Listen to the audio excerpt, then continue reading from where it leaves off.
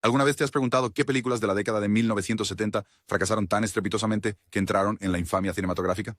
Desde pesadillas surrealistas de cine de arte hasta espectáculos llenos de estrellas que salieron mal, estamos contando las 20 peores películas de la década en orden ascendente. Cada entrada desentraña la historia, el género, el elenco y los desastres financieros y de audiencia que convirtieron estos títulos en fracasos legendarios. Si estás listo para presenciar los fracasos más sorprendentes de Hollywood, pulsa el botón de suscribirse y únete a esta cuenta regresiva explosiva. Número 20. La montaña sagrada. La montaña sagrada de Alejandro Jodorowsky es un sueño febril empapado de ácido que prometía una revelación metafísica, pero entregó pura perplejidad. Ostensiblemente, una odisea del alquimista y 9 figuras simbólicas escalando un pico sagrado para confrontar el ego y el renacimiento, su trama se disuelve en un exasperante bombardeo de rituales paganos, desnudez e inexplicables cuadros tras cuadros. Como una fantasía surrealista, no tenía ninguna atracción de lista A. Jodorowsky mismo interpreta el papel principal, acompañado por un elenco de no actores extraídos de la escena del arte de vanguardia. Los críticos destrozaron su duración de 3 horas, sermones espirituales empalagosos e imágenes brutales por considerarlas pretenciosas e impenetrables. Con un modesto presupuesto de producción justo por debajo de $1.000.000, los distribuidores lucharon por encontrar cines dispuestos a proyectar una película que el público consideraba ofensiva, incoherente o simplemente aburrida. Su corrida de 2 semanas en Estados Unidos apenas alcanzó $250,000 en taquilla antes de ser retirada, dejando a los inversionistas con pérdidas de 6 cifras. El boca a boca solo sirvió para advertir a los cinéfilos, catalogándolo como un esfuerzo autodulgente en lugar de la revelación trascendental que Jodorowsky prometía. Hoy en día goza de un nicho de culto entre los obsesivos del cine experimental, pero su épica pérdida financiera y el rechazo casi universal en 1973 cementaron el lugar de La montaña sagrada como el fracaso más espectacular del cine de arte de la década. Número 19. Meyer Breckinridge. La divertida novela de Gore Vidal, Meyer Breckinridge, parecía hecha a medida para un escándalo cinematográfico, pero la adaptación de 1970 de Michael Sarnes se estrelló y quemó de manera espectacular. Raquel Welch encabeza el reparto como la antiheroína transgénero que se infiltra en los círculos de poder de Hollywood, acompañada por un elenco de apoyo extraño, incluyendo a John Huston y Rex Reed en travesti cursi. Lo que se presentó como una sátira mordaz, en cambio, resultó ser un desastre confuso con un tono enredado, actuaciones acartonadas y un guión que no podía decidir si quería sorprender, seducir o divertir. Los críticos criticaron cada aspecto. La presencia imponente de Welch fue deslucida por una dirección torpe. La aparición de Huston cayó en la autoparodia, y el mismo Vidal repudió el guión por su corrupción de su agudo ingenio. A pesar de un costo de $8 millones, Meyer Breckinridge llegó a los cines con poca anticipación y fracasó ganando menos de $2 millones en alquileres en Estados Unidos. El público se alejó de su brusco cambio de humor picante a declaraciones pseudo-filosóficas, y el boca a boca selló su destino como uno de los fracasos más notorios de la época. Al convertir su potencial de culto en una advertencia sobre la ambición desenfrenada, Meyer Breckinridge sigue siendo un ejemplo claro de cómo Hollywood juzga mal tanto su material como a su audiencia. Número 18. Zabriskie Point. El debut en lengua inglesa de Michelangelo Antonioni, Zabriskie Point, cambió su minimalismo existencial característico por psicodelia deslumbrada por el sol. Pero el público lo encontró vacío, pretencioso y dolorosamente lento. Centrada en un estudiante radical fugitivo y su romance desafortunado con una operadora telefónica, la película se basa en montajes lánguidos puntuados por explosiones ardientes y la música espacial de Pink Floyd. Mark Frechette y Daria Halperin, rostros nuevos seleccionados de una clase de actuación italiana, carecen del carisma para sostener una narrativa tan vacía. Su química bidimensional solo destacó el delgado núcleo emocional de la película. Las reseñas descartaron su duración de 100 minutos como una serie de ejercicios de escuela de arte. No había una historia real, solo cuadros y turbia ideología, posturas. Con un presupuesto reportado de más de $5 millones, los distribuidores invirtieron grandes sumas en promoción solo para ver ingresos en taquilla por menos de $1 millón en el Estados Unidos. Al final de su breve paso por los cines, Zabriskie Point había perdido millones. Su nombre es sinónimo de una locura de proyecto de vanidad. Hoy en día se cita en clases de teoría del autor, pero en 1970 fue un fracaso aplastante que recordó a Hollywood que incluso un director célebre no es inmune al olvido comercial. Número 17. Canción de Noruega. Canción de Noruega llegó a las pantallas prometiendo una biografía musical deslumbrante del compositor Edvard Grieg, pero a la audiencia le pareció un tedioso y empalagoso esfuerzo. Dirigida por Andrew L. Stone, esta opulenta película biográfica relata el ascenso de Grieg de un campesino noruego a una sensación internacional, con interpretaciones orquestadas de Morning Mood que se sentían rígidas más que emotivas. La interpretación sincera de Thorvald Marstad como Grieg y la gentil representación de Florence Henderson como su interés amoroso no pudieron rescatar un guión que caminaba con cautela a través de paisajes campestres, cargado de un sentimiento folclórico falso. Según los estándares de 1970, su presupuesto de $12 millones parecía justificable hasta que las cámaras comenzaron a rodar. Los críticos criticaron su tono empalagoso, su trama predecible y su ritmo lento, llamándolo un musical que olvidó cantar.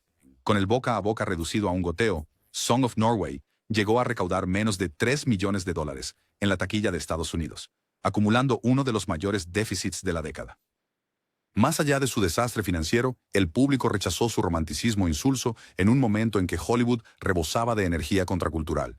Hoy, este gran fracaso sirve como recordatorio de que incluso los genios clásicos necesitan chispa moderna para traducirse en pantalla, y que grandes presupuestos no pueden comprar el compromiso del público. En el número 16, Más allá del Valle de las Muñecas. Anunciada como una continuación escandalosa de Las Muñecas de 1967, Beyond the Valley of the Dolls de Russ Meyer superó el medidor de lo kitsch, pero fracasó como un éxito genuino. Escrita por Roger Ebert y dirigida por Meyer, conocido por su estilo lascivo, la película sigue a una incipiente banda de rock femenina atrapada en un caldo de explotación, drogas y melodrama sexual. Dolly Red y Cynthia Meyers encabezan el elenco. Respaldadas por un surtido de actores habituales de películas de serie B, ninguno tenía suficiente carisma para trascender el material sensacionalista. Los fans de la obra de culto de Meyer podrían haber disfrutado del gore excesivo y la explotación, pero el público general rechazó su tono sórdido y su dudosa ambición artística. A pesar de un modesto costo de producción de $1 millón, los alquileres en Estados Unidos de Beyond the Valley apenas superaron los $2 millones. Difícilmente un éxito en un año lleno de superproducciones. Los críticos escupieron fuego, su edición desarticulada, actuaciones estridentes y la disparidad entre la ambición satírica y la explotación erótica lo convirtieron en un caos. Aunque alcanzó un estatus de culto en proyecciones nocturnas en cines de serie B, su estreno teatral inicial dejó a los inversores en números rojos y reafirmó la brutal realidad de que el sensacionalismo descarado no garantiza ganancias. Número 15. Hércules en Nueva York. Esta comedia de pez fuera del agua comienza con Hércules, el semidios más fuerte del Olimpo, desterrado sin ceremonias al Manhattan moderno por un Zeus enfurecido. Recién salido de su triunfo como Mr. Universe, Arnold Schwarzenegger domina cada escenario de las calles de Nueva York, pero su marcado acento austriaco y su interpretación rígida arruinan cada intento de ingenio. El director Arthur Allen Seidelman se inclina fuertemente hacia el slapstick y los efectos especiales de bajo costo, pero el guión ofrece poco más allá de chistes incómodos y bromas visuales fallidas. La búsqueda de Hércules por aprender humildad se disuelve en una serie de sketches unidimensionales, persiguiendo maleantes en togas, luchando en una pizzería, ninguno de los cuales se convierte en una narrativa satisfactoria. Con un presupuesto ajustado de aproximadamente $300,000, los productores recortaron gastos en doblaje de postproducción y permisos de localización, dejando la película con una estética inconfundible de bajo presupuesto. El marketing se apoyó mucho en el físico de Schwarzenegger, futura estrella, pero los espectadores astutos detectaron un acto de novedad descuidado.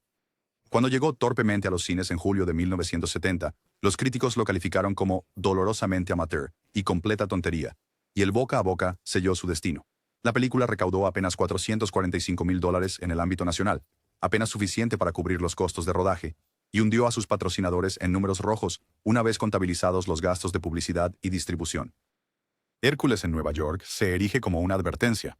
Ni siquiera una futura leyenda de acción pudo salir adelante en un papel mal asignado en un guión que confundía la fuerza bruta con el talento actoral. Número 14. El exorcista segundo. El hereje. Intentando exorcizar el gigantesco legado de El Exorcista, la secuela de John Boorman se desvía del temor diabólico hacia el misticismo surrealista, y el público retrocedió. Retomando 5 años después de la experiencia original de Regan MacNeil, Linda Blair repite su papel bajo la tutela del escéptico Dr. Gene Tuskin. En lugar de terror visceral y directo, los espectadores soportan conferencias divagantes sobre astrología, recuerdos metafísicos y material de archivo incoherente.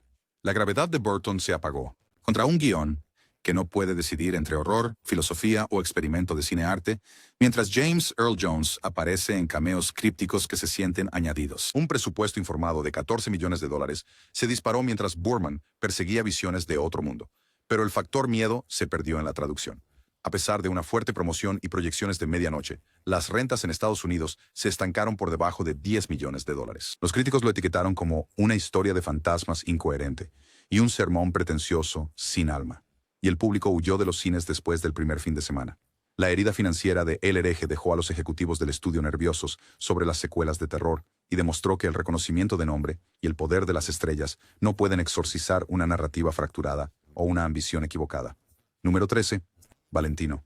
La extravagante biografía de Ken Russell sobre el icono del cine mudo, Rudolph Valentino, prometía un glamour deslumbrante, pero entregó un exceso estridente. La leyenda del ballet Rudolf Nureyev se pone al mando de Valentino, trazando su ascenso desde bailarín veneciano hasta convertirse en el epítome del encanto romántico de Hollywood. Lujosas recreaciones de aventuras en el desierto y elegantes secuencias de baile muestran la gracia de Nureyev, pero su interpretación reservada en inglés y sus lecturas rígidas de los diálogos rompen la ilusión. Leslie Caron y Michelle Phillips aportan elegancia como las amantes de Valentino, pero los floreos de cámara de Russell, las estatuas danzantes y las arenas derretidas chocaron con el ritmo biográfico de la película. Las proyecciones de prueba tartamudearon, lo que llevó a Emmy a restringir la amplia distribución a pesar de un presupuesto de $6.5 millones. Cuando Valentino se estrenó, recaudó poco más de $2 millones a nivel nacional, dejando un déficit de 2/3 en los gastos de producción. Los críticos lo criticaron por ser visualmente sobrecargado y emocionalmente vacío, mientras que el boca a boca del público condenó la montaña rusa tonal de exageración y drama solemne. El colapso del proyecto destacó una lección clave. Incluso los temas legendarios necesitan un enfoque narrativo claro, y un diseño de set lujoso no puede ocultar un biopic que pierde su centro emocional. Número 12. The Swarm. El empresario de películas de desastres, Irwin Allen, reunió un elenco estelar. Michael Caine, Catherine Ross, Henry Fonda, Olivia de Havilland, para luchar contra una invasión de abejas asesinas. Sin embargo, The Swarm zumbó directamente hacia el olvido, persiguiendo múltiples hilos argumentales, apicultores rurales, científicos del Centro para el Control de Enfermedades, fuerzas militares. La historia nunca se cohesiona, dejando a los espectadores abrumados por arcos de personajes dispersos. La cámara temblorosa característica de Allen y la banda sonora bombástica abruman cualquier sentido de peligro genuino. Y la pantalla se retuerce con miniaturas rudimentarias de abejas que provocan gemidos en lugar de gasps. El presupuesto de $11 millones se disparó en medio de rodajes en locaciones exóticas y acrobacias reales con abejas, pero el beneficio se evaporó en la taquilla. La recaudación nacional apenas superó los $10 millones. Los críticos se burlaron de su horror cursi y el caos melodramático, y las audiencias que esperaban un suspenso intenso abandonaron en la segunda semana. El aguijón comercial de The Swarm dejó a Paramount tambaleándose y reafirmó que el espectáculo sin base narrativa no produce más que colmenas vacías. Número 11. Sgt. Pepper's Lonely Hearts Club Band. En un homenaje de alto concepto al álbum emblemático de The Beatles, el director Michael Schultz reunió a Peter Frampton, los Bee, Caramba, Steve Martin y un desfile de cameos para una fantasía musical surrealista. Billy Shears de Frampton se pasea por escenarios psicodélicos cantando Lucy in the Sky with Diamonds, mientras Steve Martin hacía muecas como el pomposo Lord Havisham y los Bee Gees intentaban avivar armonías de los años 60. Sin embargo, el tono de la película se tambalea salvajemente entre alegres interludios de conciertos y torpes sketches de moralidad, sin lograr encontrar un acorde coherente. Detrás de cámaras, los elaborados escenarios de Art Deco de $8 millones y los lujosos disfraces agotaron el presupuesto, pero las ventas de boletos nunca respondieron. La recaudación en Estados Unidos se estancó por debajo de $4 millones. Los críticos lo ridiculizaron como un desastre de karaoke de los Beatles y un choque caleidoscópico de clichés musicales, mientras los puristas de los Beatles denunciaron la sacrílega reinterpretación de las queridas canciones.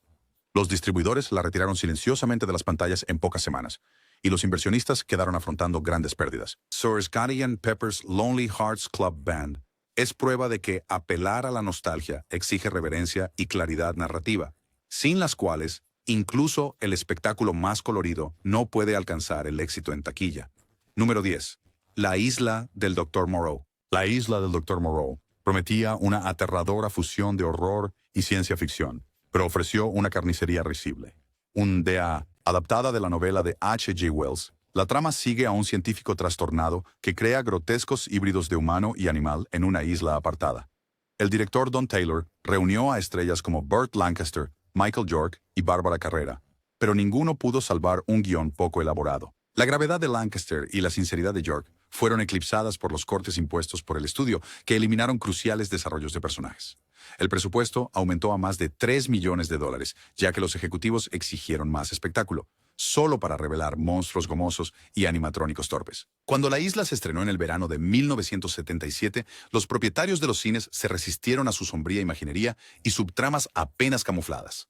Las ventas de entradas cayeron, con los alquileres en Estados Unidos apenas superando el $1.000.000 después de 2 semanas. Los críticos ridiculizaron su ritmo como glacial y sus efectos como cursis, llamándola una torpeza de Frankenstein en los principales periódicos comerciales.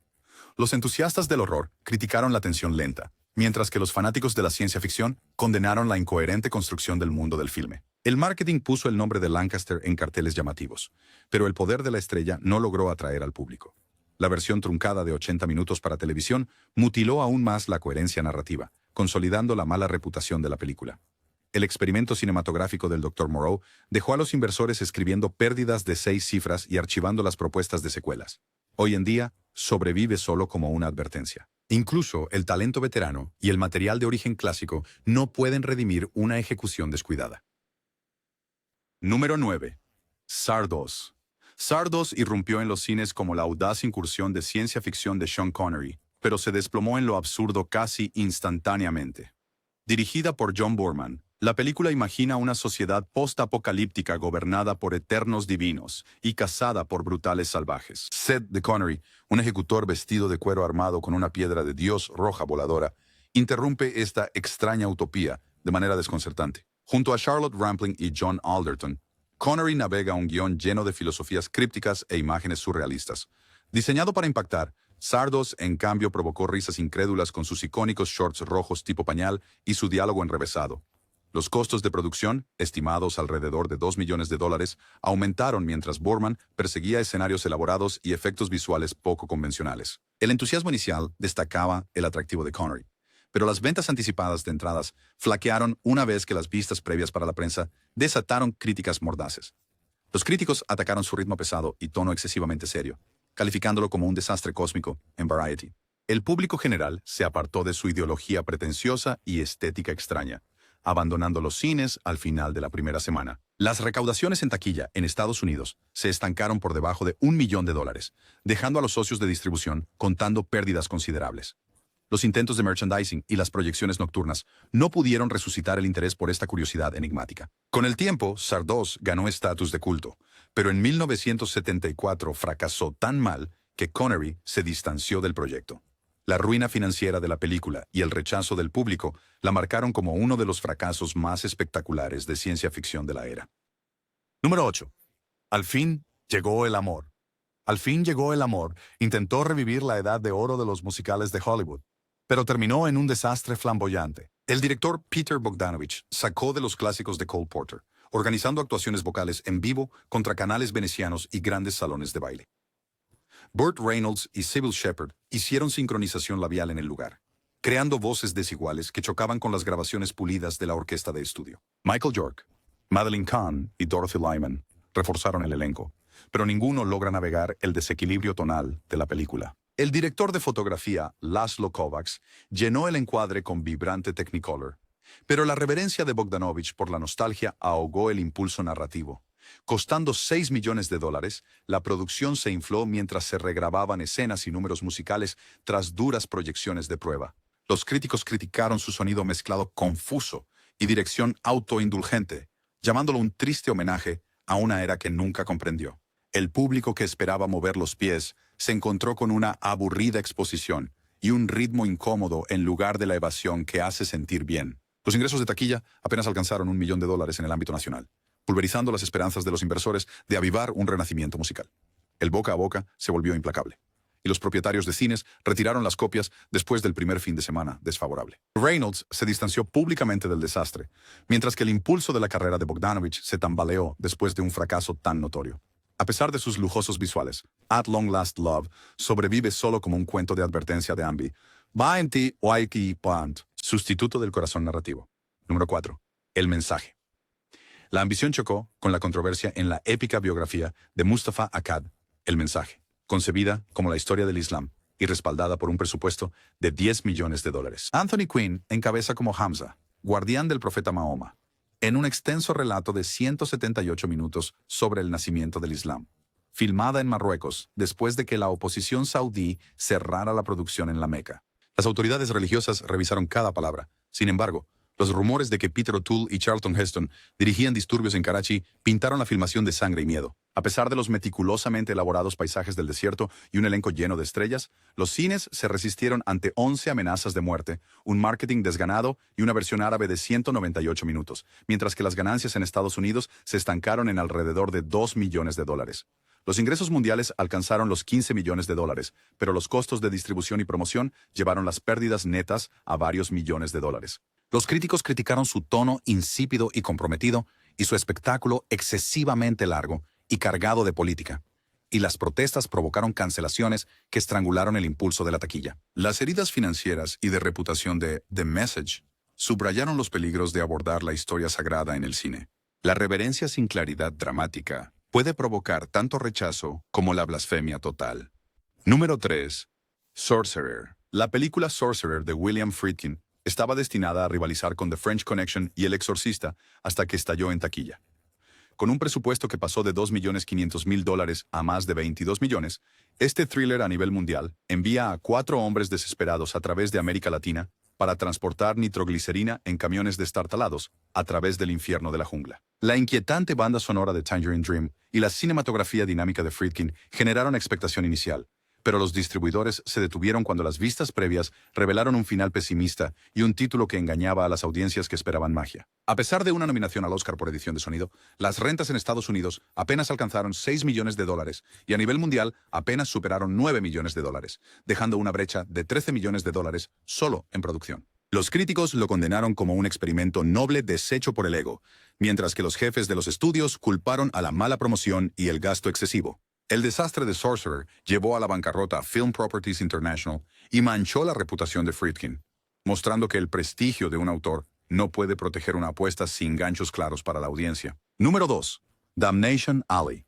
La incursión de 20th Century Fox en un espectáculo post-apocalíptico costó $8 millones, pero recaudó unos míseros 4 millones en alquileres en Estados Unidos. Jack Smite en Damnation Alley eligió a Jan Michael Vincent y George Peppard como supervivientes de la Fuerza Aérea, navegando por una América devastada por una guerra nuclear en un enorme Landmaster de 20 ruedas. La banda sonora de Jerry Goldsmith y el trabajo práctico de acrobacias no podían ocultar los escorpiones gigantes de goma, los berrinches de una estrella ebria, en un guión despojado de la ominosa visión de Roger Zelazny. Fox canibalizó los fondos de efectos para rescatar Star Wars, obligando a recortes de última hora que destruyeron secuencias clave, dejando a la audiencia perdida en escenas de persecuciones estáticas y gore automovilístico increíble. Los críticos se burlaron de su premisa del monstruo metálico sin alma y su ritmo incompetente, y los cines lo abandonaron en la segunda semana. La hemorragia de 6 cifras de Damnation Alley quemó la confianza ejecutiva en las películas de serie B, impulsadas por efectos, y cimentó su estatus como una nota de culto en la era de fracasos de paranoia nuclear de Hollywood. Número 1. Moment by Moment. Universal apostó $8 millones en la transición de Lily Tomlin a protagonista dramática junto al ídolo disco John Travolta. Pero Moment by Moment fracasa tan rotundamente que se convirtió en sinónimo de vergüenza cinematográfica. Mientras el desorientado fugitivo Harrison de Travolta descubre una obsesión erótica con la ama de casa de Beverly Hills, Tricia Rawlings, el guión de Jane Wagner resuma melodrama de los años 70, pero tartamudea en cada línea. La falta de química, acentuada por cortes de pelo desaliñados y una interpretación inexpresiva, convirtió un romance de mayo-diciembre en una vergüenza. Pesadillas de vista previa ardieron en los periódicos comerciales. La escena notoria de Consuelo, en la bañera de hidromasaje, y el momento de placer fuera de cámara, se sintieron más explotativos que erótica. A pesar de un lanzamiento llamativo, después de Navidad, las ventas anticipadas de entradas se desplomaron, y la película desapareció de las pantallas en cuestión de semanas, recaudando solo $11 millones antes de que el marketing y la distribución la llevaran a números rojos. Travolta se distanció y Tomlin volvió a la comedia, dejando Moment by Moment consagrado como el mayor fracaso de la década. donde el poder de las estrellas y los grandes presupuestos no pudieron superar el guión sin vida y los protagonistas mal seleccionados. Y ambición. Su colapso crítico y financiero subrayó una verdad. El glamour del Hollywood antiguo no puede sobrevivir a problemas de sonido y dirección equivocada. Número 7. El agujero negro. El agujero negro marcó la ambiciosa incursión de Disney en la ópera espacial orientada a adultos, pero se estrelló horriblemente. Dirigido por Gary Nelson, la película sigue a la tripulación de la nave espacial Palomino, que descubre una nave misteriosa atrapada junto a una singularidad masiva. Los veteranos actores Robert Forster, Yvette Mimieux, Maximilian Schell y Ernest Borgnine anclan el reparto, pero luchan contra un guión inflado. Los primeros trailers promocionaron efectos visuales innovadores y dilemas filosóficos, pero el producto final se sintió derivado de 2001, una odisea del espacio.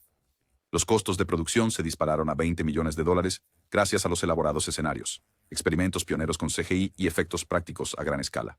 La campaña de marketing de Disney prometió un espectáculo cósmico, pero el público se resistió al tono sombrío de la película y a su ritmo glacial. Cuando The Black Hole se estrenó en diciembre de 1979, los ingresos en taquilla nacional rondaron los 35 millones, apenas cubriendo los gastos de producción. Los críticos lo destrozaron como una tediosa odisea espacial y una mancha negra en el historial de Disney. Los fanáticos lamentaron personajes vacíos y una trama inconsistente que socavó cualquier suspenso genuino. Los choques internos entre los ejecutivos de Disney que exigían momentos más ligeros y la visión más oscura del director dejaron la narrativa dividida en dos. El resultante tira y afloja tonal confundió al público y fracturó la coherencia narrativa. Su notoria mala actuación financiera y la tibia recepción extinguieron las primeras esperanzas de Disney para una franquicia espacial de éxito. Número 6. El coche. El coche rugió en los cines como un elegante thriller de terror sobre un automóvil sin conductor en una desenfrenada masacre por el suroeste de los Estados Unidos. Dirigida por Elliot Silverstein, la película protagoniza a James Brolin como un sheriff agobiado, desesperado por detener al aparentemente poseído sedán negro. Kathleen Lloyd aporta tensiones emocionales tiernas, como la prostituta convertida en maestra atrapada en el camino de The Car, aportando un calor genuino a una premisa fría. A pesar de un presupuesto modesto de aproximadamente $4,5 millones, la producción empleó vehículos reales y una coordinación de acrobacias elaborada para simular el terror vehicular. Sin embargo, la amenaza silenciosa de The Car se quedó corta. El público rápidamente notó la falta de un antagonista convincente al volante. El guión no ofrece ninguna explicación sobrenatural para la conciencia de The Car, dejando a los espectadores frustrados por las secuencias de persecución repetitivas y unidimensionales. Respuestas. La respuesta crítica inicial fue brutal, desestimando The Car como un paseo emocionante sin alma y un ataúd de metal sobre ruedas. El boca a boca negativo se propagó rápidamente. Los propietarios de los cines informaron sobre auditorios vacíos para la tercera semana de su estreno de verano. Los ingresos de taquilla se estancaron cerca de $4,400,000 en los Estados Unidos, apenas igualando los costos de producción una vez contabilizado el marketing. Los retornos internacionales resultaron insignificantes, lo que llevó a los distribuidores a retirar copias de los mercados extranjeros. El resplandor estelar de Brolin no pudo despertar interés, y el giro simpático de Lloyd no pudo salvar una historia carente de urgencia. Con el tiempo, la película alcanzó un estatus de culto pasajero en proyecciones de medianoche, pero en 1977 fue un recordatorio escalofriante de un fracaso formulaico. El fracaso financiero de The Car y la indiferencia del público cimentaron su reputación como uno de los desastres más olvidables de la década. Número 5. Lost Horizon. Columbia Pictures buscó recuperar el misticismo del clásico de 1937 de Frank Capra con el remake musical de 1973 de Charles Jarrott, Lost Horizon, pero terminó con una película de 2 horas y media. Albatros. Adaptada de la novela de James Hilton, la película sigue al diplomático Robert Conway mientras es llevado a Shangri-La, una utopía oculta en el Himalaya, donde debe decidir entre la lealtad a su mundo devastado por la guerra y el llamado seductor de la paz eterna. Ni siquiera un elenco de estrellas pudo vender el guión acartonado de Larry Kramer, que encajó a la fuerza las olvidables canciones de Burt Bacharach en exuberantes paisajes en Technicolor. Los críticos criticaron su coreografía poco inspirada, sincronización de labios desigual y un tiempo de ejecución absurdamente largo, llamándolo una inversión perdida y una muestra vergonzosa de exceso cinematográfico. Con un costo de producción reportado de $5,900,000, reduciéndose a menos de $3,800,000 en alquileres de taquilla en los Estados Unidos, Columbia reeditó y eliminó 23 minutos después de vistas previas desastrosas. Y, aún así, no pudo evitar una pérdida de 9 cifras. Su breve vida teatral y presencia extremadamente limitada en video doméstico sellaron su destino como uno de los fracasos de prestigio más espectaculares de la década. Una historia de advertencia de que el linaje y la escala no pueden Ahí lo tienes. Las 20 peores películas de los años 1970 que fracasaron estrepitosamente a pesar de sus altas ambiciones. ¿Cuál de estos desastres cinematográficos te sorprendió más? Deja tus pensamientos en los comentarios abajo. Da me gusta a este video si sobreviviste a los horrores. Y no olvides suscribirte para más exposiciones.